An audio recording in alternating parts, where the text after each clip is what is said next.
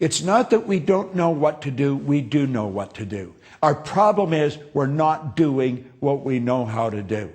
You see, this should be taught in school.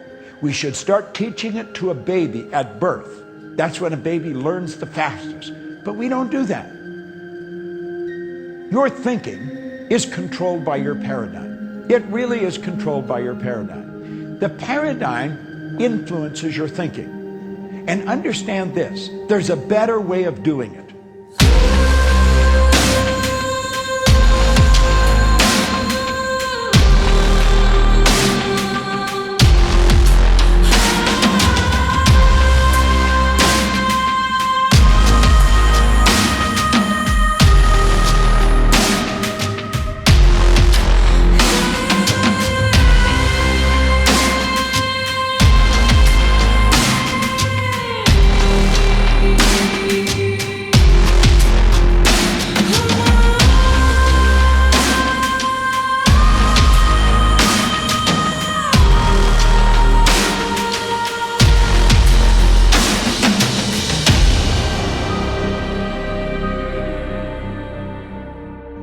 And I knew there was more to it than me reading a book and listening to a recording.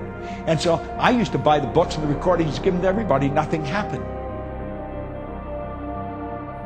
And I thought somebody has to know why I changed, and they've either written it in a book or they're talking about it. And if I have to read every book that was ever written, I'll do it. And I started to study. And I never stopped studying. I have worked with some of the most brilliant people in the world. And I have found that you and I are programmed. And if we don't learn how to change the programming, nothing's going to happen. See, the programming controls your thinking.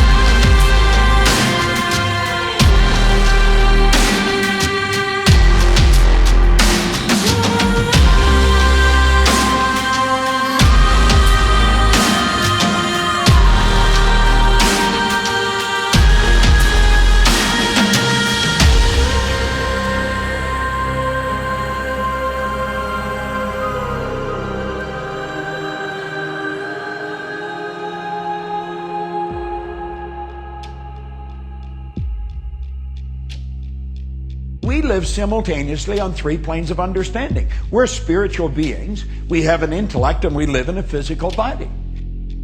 The spiritual side, the intellectual side, and the body. See, we hide nothing. Everything that goes on the inside, we show up on the outside. Now, there's two parts to the mind. There's the conscious mind and the subconscious mind. One's called the intellectual mind, and the other's called the emotional or the universal side of the mind.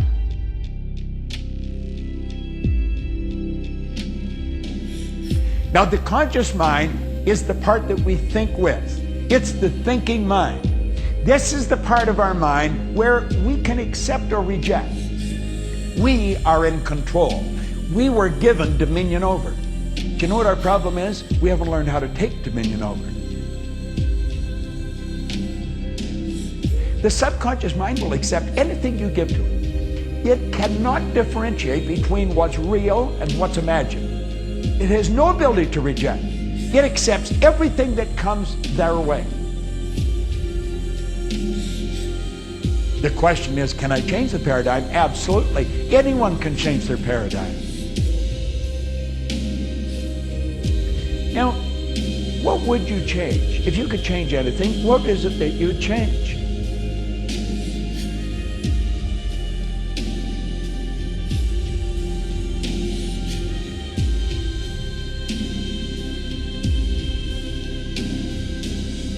The problem is school never taught us how to alter the paradigms. So we frequently don't do what we already know how to do and that we believe we can do. It just doesn't happen. The fact that no one's ever done it is a good reason to do it. Did you know that paradigms control the results in your life? That's true. They have the power over everything from your relationships to your income. And when you shift your paradigm, everything in your life improves. The main thing is to keep the main thing the main thing. We're going to have to understand what makes us tick, why we do some of the things we do, and why we don't do many of the things that we really like to do. If we don't understand how the mind functions, you're never going to shift a paradigm. And a lot of people say, you know, Bob, you're being too repetitive. But you know, that's how paradigms are formed. And that's exactly how they're going to change. There isn't any other way of doing it. You see, we can know exactly where we're going to go. We can take a pen and sit down and decree with absolute certainty of what our life's going to be like. I call that treasure mapping.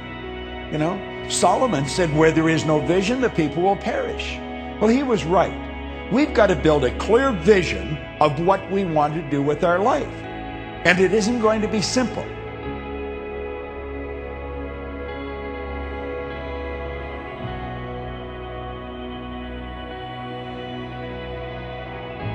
Now, you and I think in pictures, and very, very few people have an image when it comes to the mind. You see, the problem that we have is we have no cells of recognition for the mind. And so when we think of the mind, most people think of the brain. Now, the brain is not the mind any more than your fingernail is. You see, mind is movement, body is the manifestation of that movement. Well, your brain is part of your body. Now, the mind uses the brain, it activates brain cells. You see, the brain cannot think, but you think with the brain. If I asked you to think of your automobile, you're hearing my voice. Now, my voice is actually a vibration.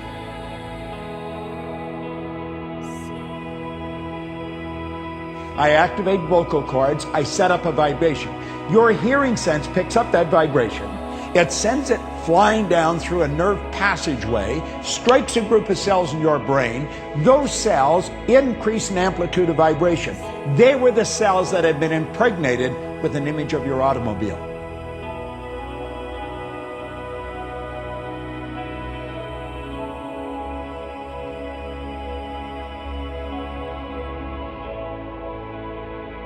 You see, you use your brain.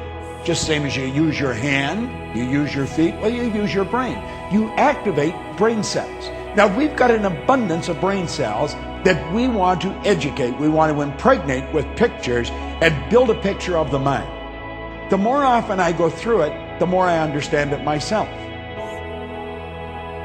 We can develop ourselves into something phenomenal. This is an eternal journey that you and I are on. And what we want to do is really develop ourselves. And we have the conscious ability to make a choice to do that.